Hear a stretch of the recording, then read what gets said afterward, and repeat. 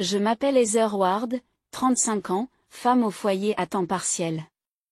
Bien que je ne sois pas mariée depuis longtemps, je mène ce que la plupart des gens appelleraient une vie heureuse. Jusqu'à récemment, j'étais célibataire et me consacrais entièrement à mon travail, sans aucun lien avec les hommes, résignée à l'idée de vivre seule pour le reste de ma vie. Il y a 2 ans, j'ai construit une maison, espérant secrètement pouvoir un jour y vivre avec une famille. Mais ce souhait n'est pas resté lettre morte. Il allait être trahi d'une manière que je n'aurais jamais pu imaginer à l'époque. La famille de mon enfance se composait de mon père, de ma mère, d'un frère aîné et d'une sœur cadette, soit une famille de 5 personnes. Mon père était doux et calme, tandis que ma mère était tout son contraire, flamboyante et extravagante. Elle aimait les vêtements voyants et la vie luxueuse. Sa chambre était remplie de sacs et de chaussures de marque, tandis que son vanity était garni de produits cosmétiques étrangers. Enfant, j'avais l'impression d'entrer dans cette pièce pour une occasion spéciale. Dans cet espace parfumé, j'essayais secrètement son rouge à lèvres où je portais ses talons hauts. Pour moi, c'était une petite aventure dans un monde glamour que j'admirais. Ma sœur cadette Betty, de 3 ans plus jeune que moi, ressemblait à ma mère, tant par son apparence que par sa personnalité. Même enfant, elle était d'une beauté stupéfiante, attirant l'attention partout où elle allait. Ses cheveux blonds, ses grands yeux et sa peau claire la faisaient ressembler à une poupée vivante. Betty était toujours au centre de l'attention et tout le monde parlait d'elle. En tant qu'admiratrice de notre mère, je me sentais souvent envieuse de Betty, qui lui ressemblait tant et qu'elle chérissait. Maman peignait avec amour les cheveux de Betty et l'habillait de tenues adorables, la traitant comme une poupée bien-aimée. En revanche, mes cheveux étaient toujours attachés et mes vêtements étaient purement pratiques. Même lorsque j'étais enfant, je ressentais une certaine tristesse face à cette disparité. Mon frère aîné Brian, qui avait 2 ans de plus que moi, ressemblait à notre père par l'apparence et le tempérament.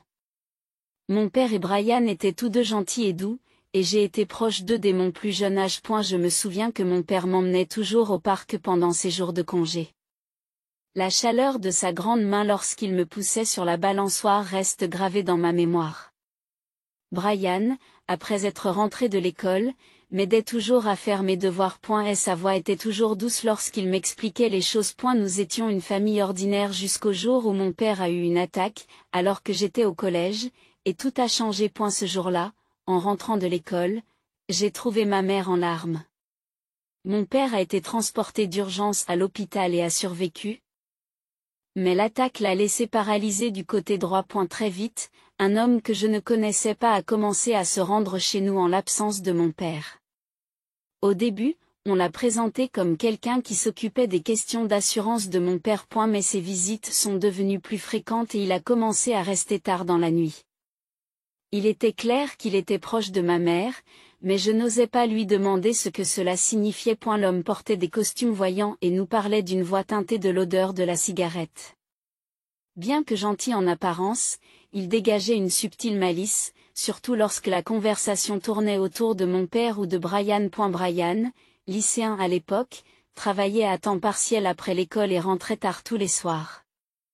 Je savais qu'il essayait de subvenir aux besoins de la famille, mais je me sentais seule. Je détestais rester à la maison avec ma mère et cet homme étrange. Et j'avais hâte que Brian rentre plus tôt. Mais lorsqu'il revenait, il avait l'air épuisé et n'avait plus l'énergie de m'écouter comme avant. Betty, quant à elle, s'est rapprochée de l'homme et s'est fait dorloter par lui. Elle se blottissait contre lui, le laissait lui caresser les cheveux tout en me lançant un sourire triomphant. Avec le recul, je me suis rendu compte que Betty avait déjà appris à survivre dans ce monde. Le pouvoir d'une femme réside dans la manipulation des hommes.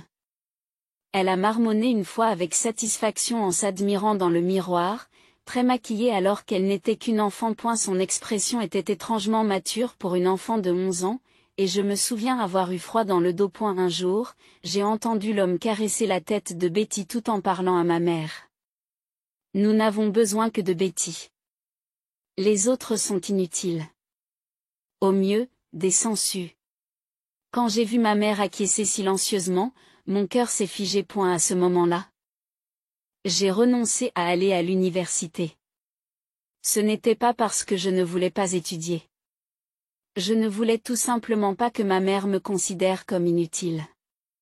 Si cela pouvait lui faire plaisir, j'ai décidé de travailler au lieu d'aller à l'université. Mais mon frère Brian n'a pas approuvé ma décision.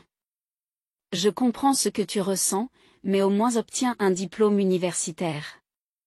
J'ai suivi son conseil et je me suis inscrite dans un établissement d'enseignement du soir. Concilier le travail le jour et l'école le soir était difficile, mais j'appréciais d'avoir moins de temps à passer à la maison. Plus que tout, je n'oublierai jamais le sourire de ma mère lorsque je lui ai remis mon premier chèque de paie. Merci, Heather. M'a-t-elle dit en me serrant dans ses bras. Je me souviens encore très bien de cette chaleur. En voyant cette expression sur son visage, je me suis efforcée de travailler dur chaque jour. Lorsque j'ai commencé à travailler, Betty était entrée au collège. Ressemblant toujours à notre mère, Betty raccourcissait sa jupe d'écolière et se maquillait pour aller en classe. Même lorsque les professeurs la réprimandaient, elle rétorquait: « Qu'y a-t-il de mal à vouloir être jolie ?» Son attitude était le miroir de nos mères. Lorsque j'ai obtenu mon diplôme de l'université de nuit, l'homme qui nous rendait visite à la maison n'était plus là. Apparemment, ma mère et lui s'étaient séparés à la suite d'une dispute. Cependant, peu après, d'autres hommes ont commencé à aller et venir chez nous. Des vendeurs en costume, des chefs d'entreprise en goguette, des cadres d'âge moyen. Au début, ils étaient tous polis et traitaient notre famille avec soin. Mais au fur et à mesure que leur relation avec ma mère s'approfondissait, leur attitude changeait radicalement. Ils ont commencé à faire preuve d'un mépris total à l'égard de Brian et moi. Chaque fois que je voyais des chaussures d'hommes inconnus alignées à l'entrée, mon estomac se retournait. Pourtant, je ne pouvais pas me résoudre à dire quoi que ce soit tant que ma mère souriait. Malgré tout, je voulais rester dans cette maison, près de ma mère. Son maquillage tapa accent grave l'œil, l'odeur de son parfum, ses rires bruyants et la tendresse qu'elle me témoignait de temps à autre m'étaient précieux. Contrairement à ce que je pensais, ma mère m'a dit un jour quelque chose qui m'a transpercé comme de la glace. « Tu gênes. Alors pourquoi ne pars-tu pas ?» Ces mots étaient aussi froids qu'un couteau. Elle a préféré son nouvel homme et Betty à moi.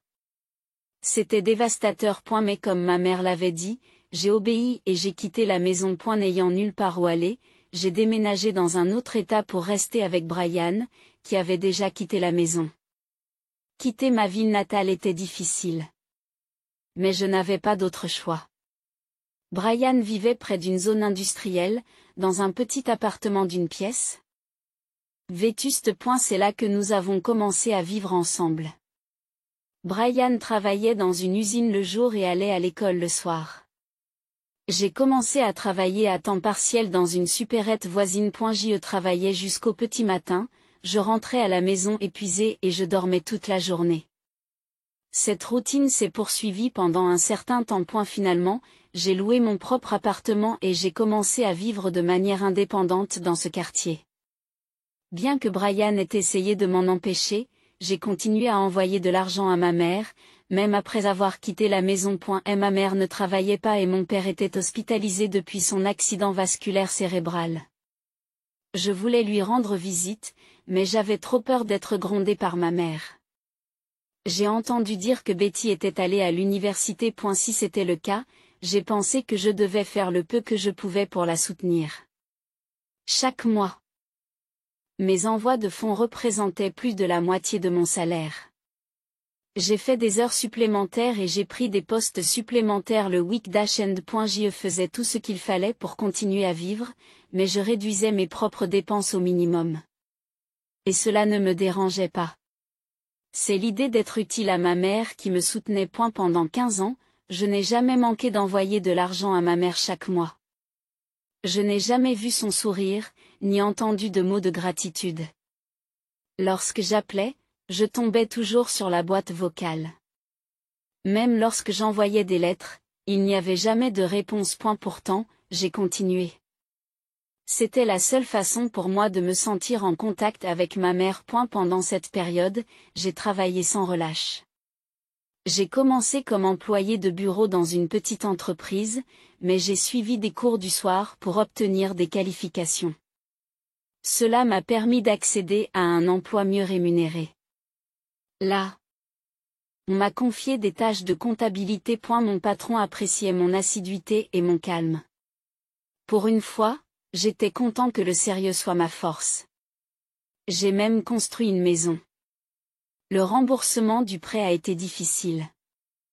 Mais j'ai réussi à payer chaque mois sans faillir. À un moment où j'ai décidé de mener une vie paisible, j'ai rencontré mon mari actuel, Ken. Ken, qui travaillait à l'origine dans un autre service de la même entreprise, est venu travailler chez moi en tant qu'aide temporaire. La première impression que j'ai eue de Ken, c'est qu'il était comme le soleil. Il égayait même quelqu'un d'aussi ordinaire que moi. J'ai appris qu'il avait exercé une autre profession avant de rejoindre notre entreprise. Ken était humble et respectueux envers toutes les personnes qu'il rencontrait. J'admirais sa bonne humeur, même s'il était très occupé, et sa volonté de rendre heureux ceux qui l'entouraient. Ken était toujours le centre du groupe. Mais il ne s'imposait jamais aux autres. Écoutant attentivement et tirant le meilleur des gens. En l'observant, je me suis senti attiré par lui. Ken, à son tour, était impressionné par le sérieux et le calme avec lesquels je travaillais, malgré ma modestie. Un jour, après une série de soirées tardives au travail, Ken m'a tendu une tasse de café. « Heather, tu travailles toujours trop. Il faut que tu fasses une pause de temps en temps. » Ce petit geste de gentillesse m'a profondément touché. Comme nous avions le même âge, nous avons naturellement commencé à parler davantage. Finalement, nous avons commencé à prendre des repas ensemble et, avant même que je m'en rende compte, nous sortions ensemble. 2 ans après notre rencontre, nous nous sommes mariés. Ken m'a accepté pleinement, y compris mon passé familial compliqué. J'aime ton sérieux et ta réserve, Heather. Même ce petit côté têtu, a-t-il dit en souriant. Ces mots m'ont sauvé plus qu'il ne pourrait jamais le savoir. Après avoir quitté la maison de ma mère, je n'avais jamais imaginé que j'aurais une famille à moi. À 35 ans, j'ai enfin trouvé une nouvelle lueur d'espoir en la personne de Ken. Notre mariage s'est déroulé en petit comité. De mon côté, seul mon frère et sa femme étaient présents.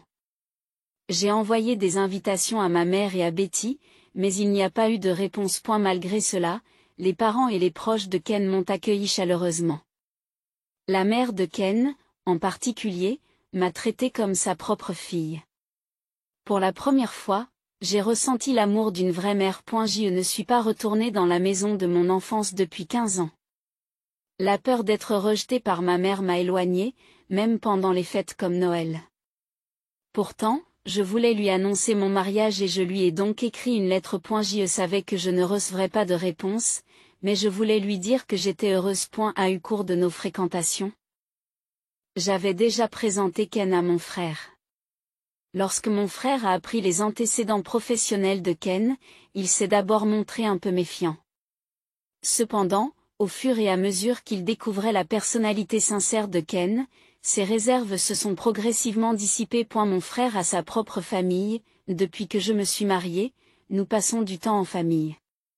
Sa femme est joyeuse et leurs 2 enfants sont adorables. Le week-end, nous sommes souvent invités chez mon frère, où nous partageons des repas animés. Tu envoies toujours de l'argent à maman? Un jour, mon frère m'a posé cette question. Il y avait une pointe d'inquiétude dans sa voix. Oui, j'envoie de l'argent. J'envoie 1500 $ chaque mois. Ken le sait aussi.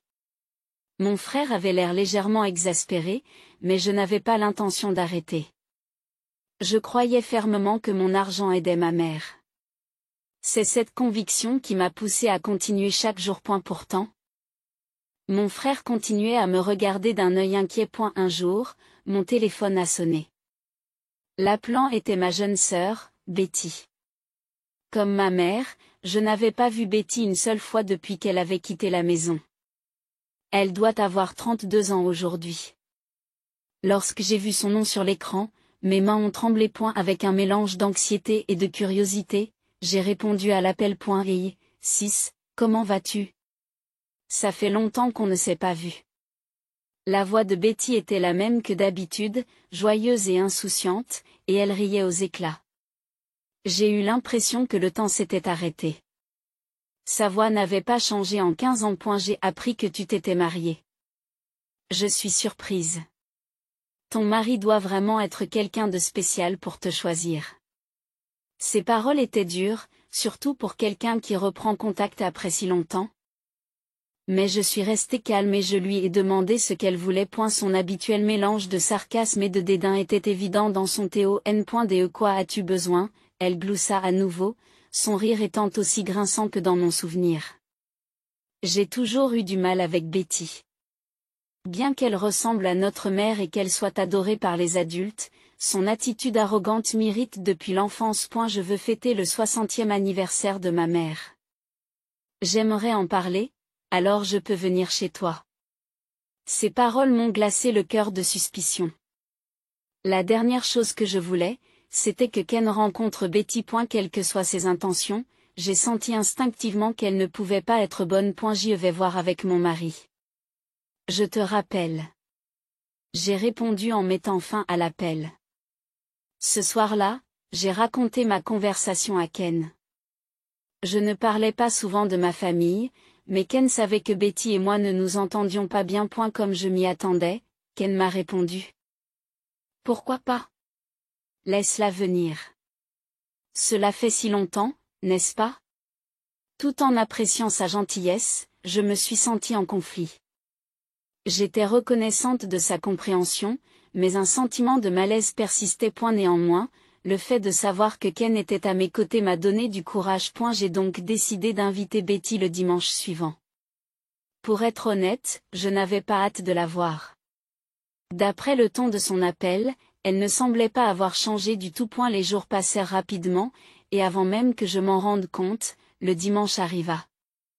La nuit précédente, j'étais restée éveillée à regarder le plafond. Qu'est-ce que Betty pouvait bien préparer? Pourquoi maintenant? Après 15 ans. Le matin venu, Ken et moi nous sommes rendus à la gare la plus proche pour récupérer Betty. Dans la voiture, Ken a essayé de me détendre avec des blagues, me faisant rire. Sa gentillesse m'a aidé à me détendre un peu. Nous nous sommes garés à la gare. Alors que je sortais pour attendre, j'ai vu Betty nous faire un signe de la main et se diriger vers nous de loin. 15 ans plus tard, son apparence avait quelque peu changé, mais sa démarche et ses expressions étaient exactement celles dont je me souvenais. Elle portait des vêtements voyants et du rouge à lèvres rouge vif, ressemblant ainsi à notre mère. Betty n'était pas seule. Elle était accompagnée d'un ami, Ryan. Ryan semblait avoir une trentaine d'années, il était mince et avait l'air agité. Betty a présenté Ryan comme son associé. Après être montée dans la voiture, Betty a commencé à étudier le visage de Ken dans le rétroviseur. Son regard avait la même lueur calculatrice que notre mère avait l'habitude d'avoir lorsqu'elle regardait les hommes. Lorsque nous sommes arrivés à la maison, Betty a ouvertement commencé à flirter avec Ken. Ken. Tu es un homme merveilleux. Elle a dit, quel genre de travail fais-tu? Sa voix douce posait question sur question. Ken, lui, est resté calme et a même déplacé l'attention sur moi, montrant ainsi qu'il se souciait de moi. Lorsque Ken a posé sa main sur mon épaule, j'ai perçu une fugace acuité dans les yeux de Betty. Puis, sortant de nulle part, Betty a abordé le sujet de la maison que j'avais construite. Elle a prétendu que notre mère voulait vivre avec moi. Maman était si heureuse quand elle a entendu parler de votre maison. Elle m'a dit, je n'arrive pas à croire que Heather ait construit une maison. Il y avait une chaleur fabriquée dans la voix de Betty. Nous sommes de la même famille, n'est-ce pas? Maman s'est toujours souciée de toi, tu sais. Elle n'arrivait pas à le dire à voix haute. Ce ne serait pas génial si maman pouvait vivre avec toi, sa suggestion m'a ébranlée. Pourrais-je vivre à nouveau avec ma mère après 15 ans? Pourtant, j'ai également ressenti un étrange sentiment de malaise. Si ma mère était vraiment heureuse de mon mariage, pourquoi ne m'avait-elle pas contacté directement? Quelque chose dans les paroles de Betty laissait entrevoir des arrière-pensées. Après ce jour, Betty a commencé à me rendre visite fréquemment, essayant même parfois de rencontrer Ken seul à seul. Je veux discuter du travail, disait-elle en invitant Ken à manger. Mais Ken refusait poliment à chaque fois. Bien que je me sente mal à l'aise, j'ai choisi de faire confiance à Ken. Il comprenait mes sentiments. Heather, tu es la seule pour moi, me disait Ken en me serrant contre lui.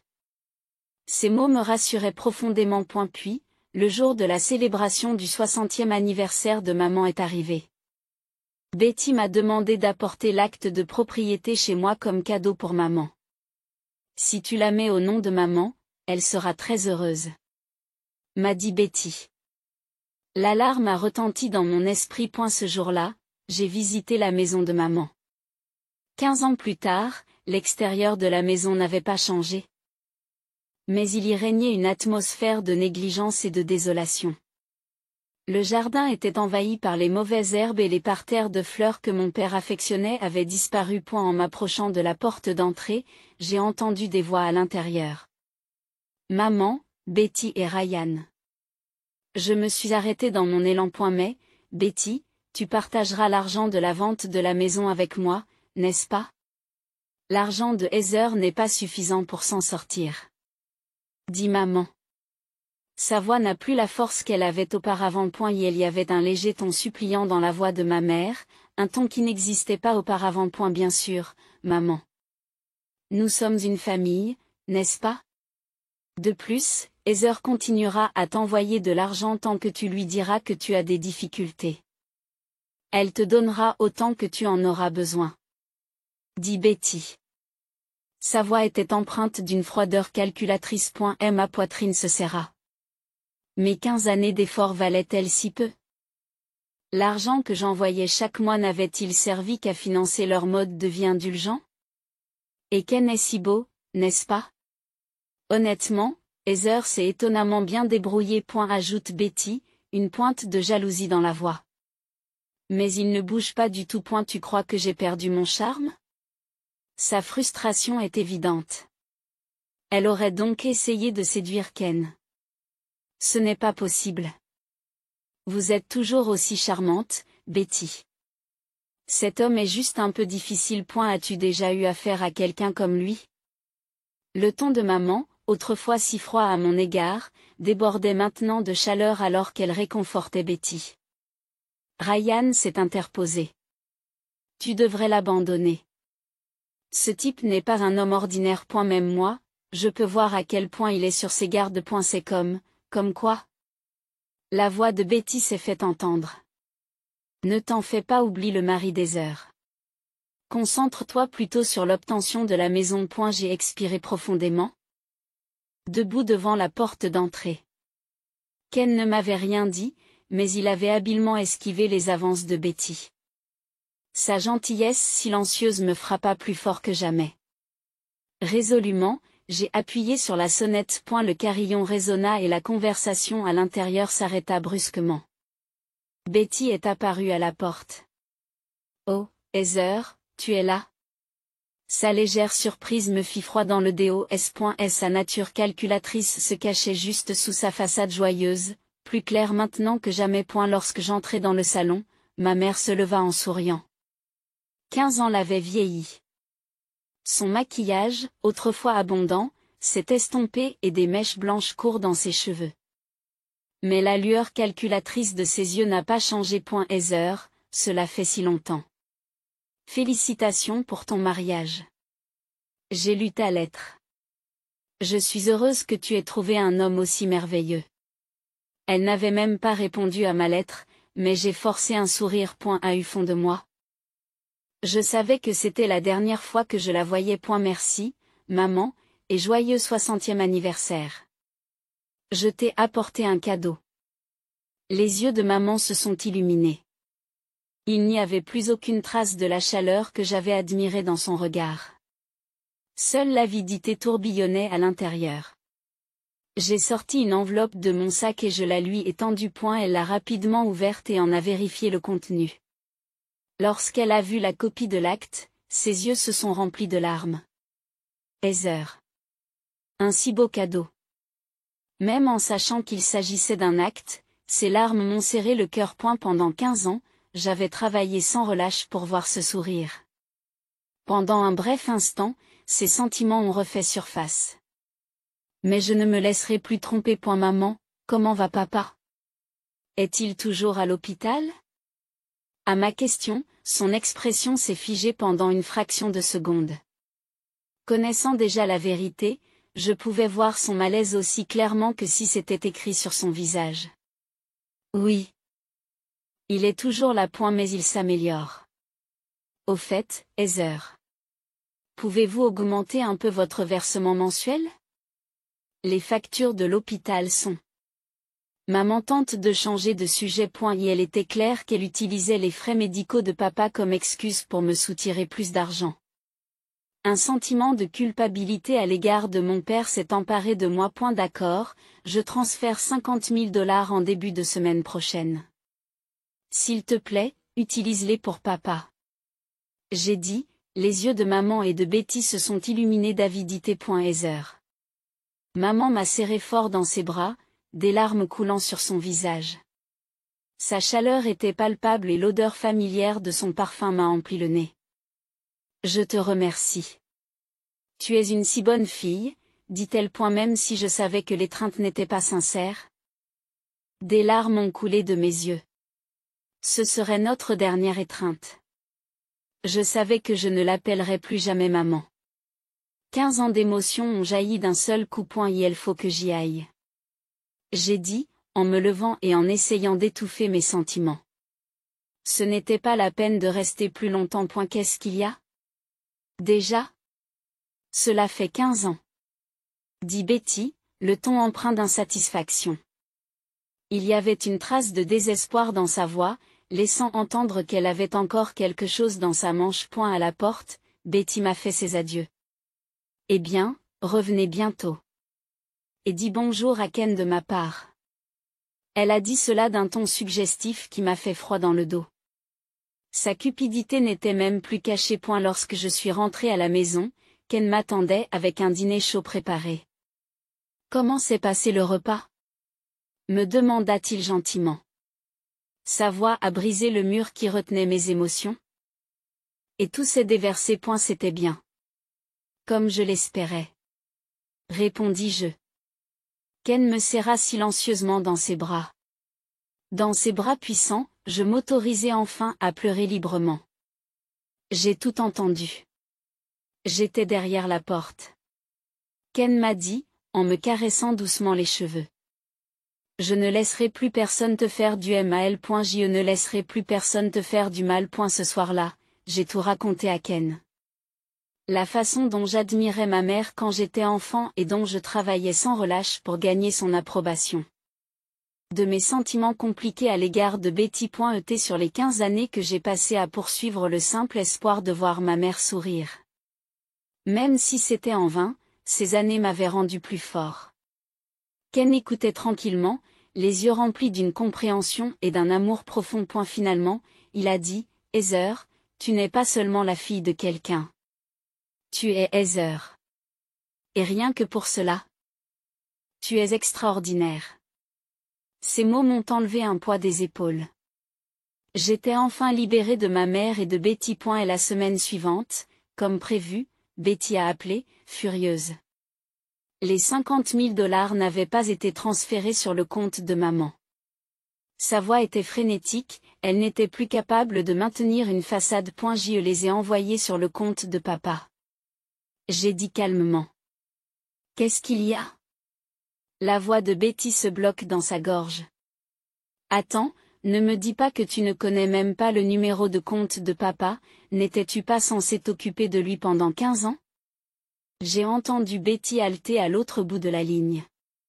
Il était clair que son calme s'effritait sous l'effet de la tournure inattendue des événements. Betty, papa est avec Brian maintenant. Il sait que tu l'as abandonné. Brian l'a recueilli après cela. Au fait, Brian est maintenant le PDG d'une grande société commerciale. C'est un mensonge. La voix de Betty tremble. C'était comme si ses plans soigneusement élaborés s'effondraient sous ses pieds. Autre chose. L'acte que je t'ai donné était une copie. J'ai toujours l'original. La maison est déjà démolie. Je préfère la détruire plutôt que de vous la laisser. Qu'est-ce que tu dis? La voix de Betty tremble à mesure que ses ambitions s'effondrent. Oh, et une dernière chose que j'ai oublié de mentionner.